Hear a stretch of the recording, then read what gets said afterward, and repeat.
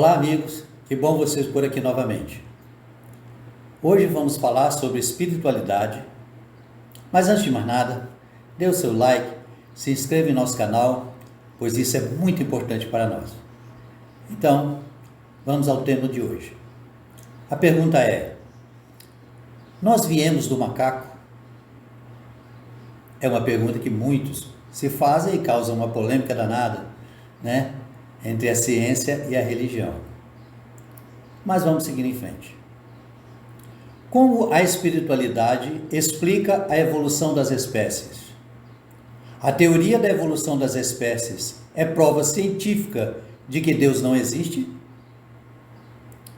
A resposta certamente é que a teoria prova apenas a evolução biológica e prova ainda que não se pode interpretar literalmente as alegorias das religiões e dos seus livros sagrados. A lógica comprova essa afirmação.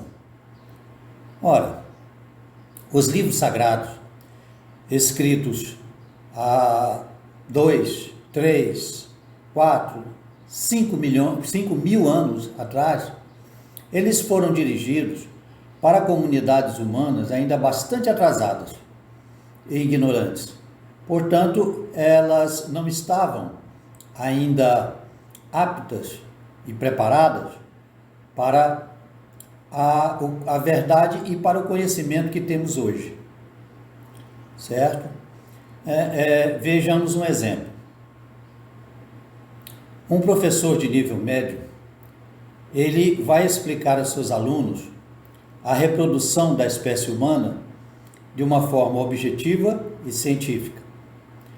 Já um professor de um jardim de infância, caso um aluno pergunte, ele vai responder de forma diferente, mais alegórica. Por quê? Porque as crianças, elas não têm ainda discernimento e condições de compreender como se dá realmente a reprodução humana. Então, no caso,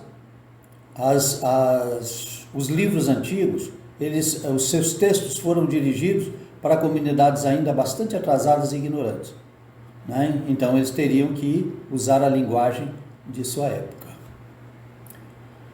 Vamos partir do princípio de que Deus é todo-poderoso e perfeito. Se assim não fosse, ele não seria Deus, não é mesmo? Ora, para ser Deus, ele tem que ser perfeito, né? Se não for, não é Deus. Inclusive, muitas pessoas querem compreender Deus, né, com base em nossos conhecimentos e com base em nossos sentimentos e nossa humanidade. Ora, se Deus fosse semelhante a nós, ele não é Deus, porque nós somos imperfeitos. Então, uma criatura imperfeita não tem como compreender a perfeição. Partindo também do princípio de que, em existindo, Deus é o Criador do universo e de tudo que está dentro dele, então, diante disso, vamos fazer algumas considerações óbvias e lógicas. Como diz a teoria da evolução das espécies, a evolução da vida no planeta se dá por modificações genéticas e mutações aleatórias, que dão certo algumas vezes e outras não, e contribuem para a sobrevivência da nossa espécie e de todas as espécies. A grande maioria das mutações genéticas, elas não dão certo, né? E os indivíduos não sobrevivem. Mas uma pequena minoria dá certo, né? E ajuda, né, na adaptação da espécie ao ambiente, e assim ela dá continuidade, né? Ela prossegue. Podemos então, baseados na teoria, dizer que a evolução acontece por tentativas e erros. Assim, quem mais se adapta, sobrevive. Essas mutações ocorrem por inúmeros motivos. Por influência do meio ambiente, que se modifica o tempo todo, criando a necessidade de adaptação constante, pela exposição do ser às radiações, pela necessidade de defesa contra predadores, que contribui para a seleção dos mais fortes e aptos. Também pela radiação solar, que modifica o DNA, e por cópias celulares defeituosas. Também por causa de agentes químicos e outras causas. Quando essas mutações dão certo, elas aumentam as chances de sobrevivência e reprodução do indivíduo, perpetuando a espécie. O indivíduo se adapta ao ambiente e perpetua a sua linhagem. Mas então, tudo é obra do acaso? A natureza tenta até dar certo? Então, a vida é só o resultado de uma sucessão e acontecimentos aleatórios? Certamente que não é assim. Tudo obedece às leis naturais da física e às leis que regem o mundo espiritual, que é eterno. O mundo espiritual mais denso também é regido por leis da física, mas elas atuam de forma específica para a matéria mais rarefeita e com propriedades diferentes da matéria densa do mundo físico. No entanto, ainda é matéria. O próprio perispírito, as construções e os seres que vivem no plano espiritual, tudo isso ainda é matéria ou energia condensada. Ora, toda matéria é energia condensada, toda matéria é energia. E no mundo espiritual, essa energia é bem sutil, muito rarefeita, muito sutil, mas ainda é matéria. Não é? O espírito, à medida que evolui, ele vai se desmaterializando, tá? Até perder toda a matéria, inclusive perder o perispírito, perder entre aspas, inclusive abandonar o perispírito e viver apenas no corpo mental. O corpo mental não tem forma, é energia pura consciente. Em outro vídeo falaremos mais sobre isso. Vamos nos concentrar na evolução do mundo material. Pois bem, a vida é criada e evolui obedecendo às leis da natureza física, que regem a matéria como a conhecemos, e às leis naturais que ainda são desconhecidas pela humanidade. O ceticismo de alguns cientistas quanto à espiritualidade acontece porque a evolução ocorre de forma natural e observável pelos métodos científicos, sem intervenção divina aparente. Como a evolução se dá naturalmente através das leis físicas e as leis espirituais, é possível observá-las, né, e comprovar a sua existência através de experimentação científica. Mas isso, veja bem, não prova que não exista um Deus ou um mundo espiritual. Prova apenas que a evolução e tudo acontece no universo obedecendo às leis divinas e imutáveis. Ora, se as leis universais são perfeitas e imutáveis, é lógico que tudo aconteça de forma natural, previsível, comprovável e dentro do tempo e das condições necessárias para a sua conclusão. Qualquer interferência na ordem natural e no cumprimento e funcionamento das leis universais apenas revelaria a falibilidade de Deus e provaria que suas leis são falhas, portanto, sujeitas a modificações e interferências para correção e aplicação. Neste caso, a comprovação seria da inexistência e não da existência de Deus. Que Deus seria este que, vez ou outra, ao sabor das conveniências ocasionais e temporais, interferisse no cumprimento de suas próprias leis? Deus, como é atemporal, não está subordinado ao tempo. Ele criou suas leis para sempre e para que fossem imutáveis. Suas leis são perfeitas. Então não há necessidade, não faria sentido que ele alterasse constantemente suas leis. Se fosse preciso que Deus alterasse suas leis, elas não seriam perfeitas. Não sendo perfeitas, Deus também não seria perfeito e não seria Deus. Então, na verdade, temos a evolução ininterrupta da centelha divina, percorrendo todos os reinos, passando pela matéria inorgânica, chegando à vida orgânica simples, depois para a vida orgânica complexa, depois a centelha divina, através de suas experiências na matéria, adquire consciência de si mesma e evolui como espírito, seguindo sua evolução através do tempo. O espírito, pouco a pouco, se desmaterializa e evolui até a condição de espírito puro, não mais sujeito à matéria. O espírito se manifesta agora em um corpo mental de energia e consciência pura, sem forma definida e sem qualquer resquício de animalidade. O ser evoluído ou o espírito puro tem a consciência plena de si, de Deus e do universo. Nós, por enquanto, somos limitados à consciência de nós mesmos. Espíritos puros são consciências individuais, mas integrados em essência e consciência ao Criador e a tudo que existe, uma condição incompreensível para nós. Essa integração do Espírito puro com Deus e com o universo não tem como nós compreendermos isso. Está muito além da nossa compreensão, pois nós ainda somos bastante limitados e não temos consciência e percepção suficiente para isso. Como podemos ver, existe um plano evolutivo regido por leis eternas para a evolução da centelha divina, que vai da matéria mais densa, passando pela animalidade até a desmaterialização completa e a consciência plena. Por tudo que já foi dito, a teoria da evolução das espécies e as leis da física não invaliam a existência de Deus. Pelo contrário, a infalibilidade das leis universais, infalibilidade e imutabilidade, comprovam a sua perfeição e a perfeição de quem as criou. A quebra das leis universais, isso sim, invalidaria a existência de um Deus perfeito e provaria que tudo acontece por acaso.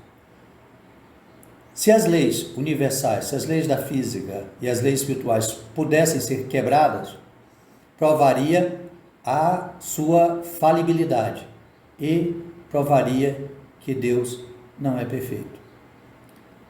Mas se Deus existe, por que não criou o Espírito já perfeito? Mas Deus já criou o homem perfeito. Essa pergunta não faz sentido. Não entendemos que Deus nos criou perfeitos porque tentamos compreender Deus baseado na perspectiva humana e limitada pelo espaço e tempo. Entendam que para Deus o tempo não existe, ele está simultaneamente no passado, presente e futuro. Assim, todos nós já somos perfeitos perante Deus. Deus nos vê da criação à perfeição de forma instantânea. Para ele, o Espírito já é criado perfeito. Como não existe o tempo para Deus, ele já nos vê da criação à perfeição, instantaneamente. As fases que só existem para nós, que ainda estamos presos no espaço-tempo, a ilusão da passagem do tempo, dividida entre passado, presente e futuro, é necessária para que a centelha divina adquira consciência e individualidade própria, criando a unidade na diversidade, o que faz toda a diferença.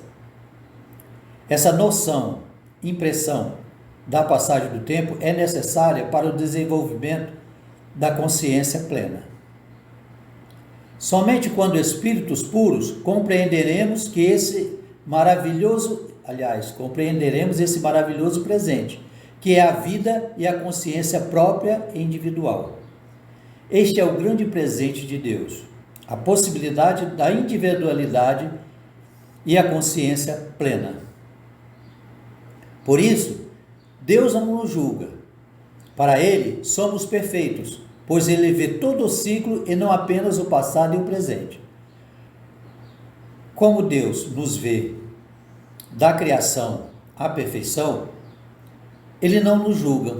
Por quê? Porque para Ele nós já somos perfeitos e já ultrapassamos toda essa fase.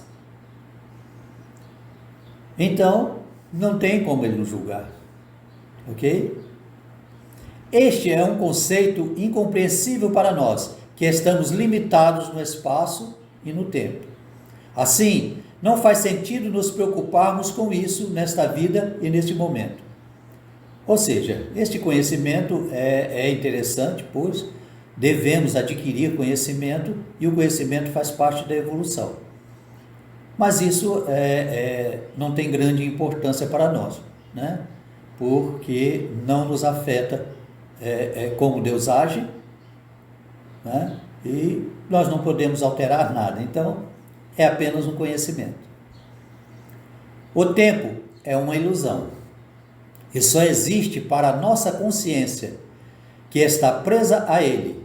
Para uma ameba, por exemplo, o tempo não existe, pois ela não pode observar o tempo de forma consciente. Tanto é verdade que o tempo é uma ilusão, que ele se modifica conforme nosso corpo e nossa mente envelhecem, conforme o nosso estado mental e conforme o ambiente.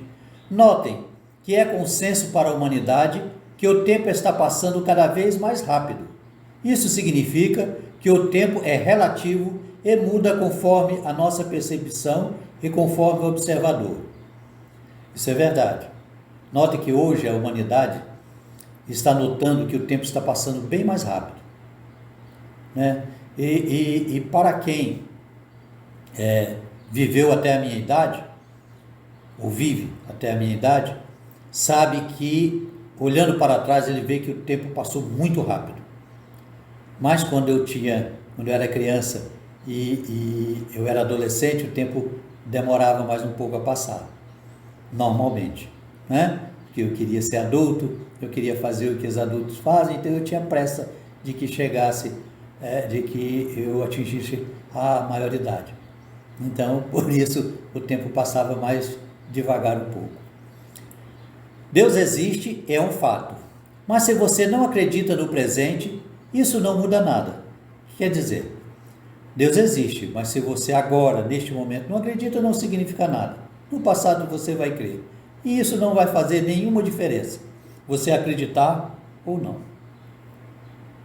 Deus não precisa e nem se importa com a nossa validação. Para Ele, já somos perfeitos e já o conhecemos, só não temos consciência disso. Veja, Deus já convive conosco como espíritos perfeitos. E como espíritos perfeitos, nós não só cremos nele, como fazemos parte dele conscientemente. Então, por que ele se preocuparia se agora nós não acreditamos? Não faz sentido, não é mesmo? Então, para ele nem toma conhecimento disso, né? Porque ele sabe, ele já está conosco na perfeição. Vamos viver a vida, parar de complicar e tentar controlar tudo. Vamos relaxar, aprender o máximo possível nesta rápida passagem por este mundo. Vamos aproveitar e curtir essa viagem e a paisagem. E a experiência fantástica que é a nossa vida na Terra, como passageiros dessa incrível espaçonave azul, viajando pelo universo a uma velocidade incrível. Então, vamos aproveitar a vida, vamos parar de complicar, vamos simplificar tudo. Vamos viver, vamos ter esperança, vamos amar, né? Vamos aproveitar a natureza, a companhia dos nossos seres queridos, a maioria de nossos amigos, a companhia, aliás, de nossos amigos, né? Vamos viver o hoje, vamos viver o presente. Vamos usar o passado apenas como referência e o futuro na esperança, né? Porque a vida é boa. Mesmo em qualquer situação, a vida é boa. E vamos fazer tudo para completá-la até o fim, para cumprir a nossa programação encarnatória. Vamos chegar ao outro mundo como completistas, aquele que completou a sua missão. Ok? Fiquem com Deus, que Deus os proteja, os abençoe, nos dê paz, saúde, prosperidade, equilíbrio. E até uma nova oportunidade, se Deus assim o permitir. Tchau!